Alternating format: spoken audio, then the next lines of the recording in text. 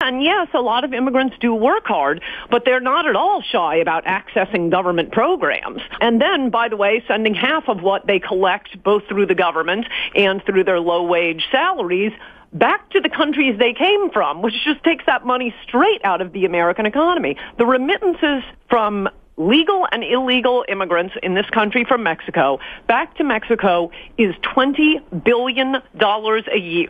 That is money that will never be used in the American economy, that will not be used to hire Americans, to spend on products made by Americans. That is more than America sends to Mexico in financial aid. And most of it, as you'll see from my town hall excerpts today on Carlos Slim, who is the New York Times sugar daddy, most of it goes directly into the pocket of, often described as, the world's richest man, Carlos Slim, who owns about 40% of the companies on Mexico's stock market.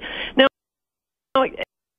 you know, having a monopoly in the middle of Uganda isn't going to make you a billionaire.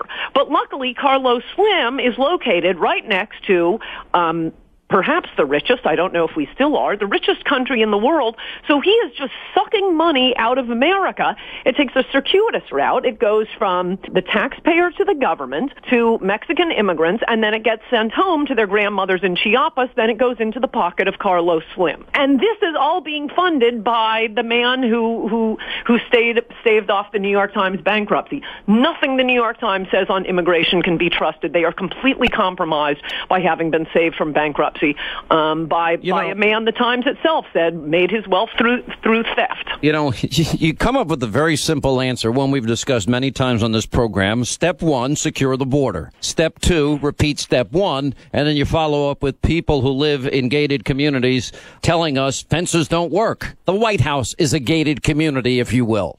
Yes, it's the damnedest thing I've ever seen. It's like having people tell you wheels don't work, buckets don't work. Of course they work. Of course they work. Yes, a bucket could spring a leak and a wheel could get a flat tire, but it works. The Great Wall of China was built before Christ and it's still working. I think it was built before Christ. It was built a long time ago and it's still working. The fence in Israel works quite well. I have an entire chapter praising Israel's laws on immigration. The point I've made on your TV show before, I want to move Israel to our southern border. They know how to defend the country. Well, I think there probably would be a lot of people that would probably like that suggestion in terms of the national defense. But there are answers, but they don't want the answers. This is the problem. No, the Democrats want to change the country. They've never cared for America. Stunningly, Democrats have not been able to get a majority of white people to vote for them between LBJ's historic landslide in 1964 and Obama's first election in 2008, I believe.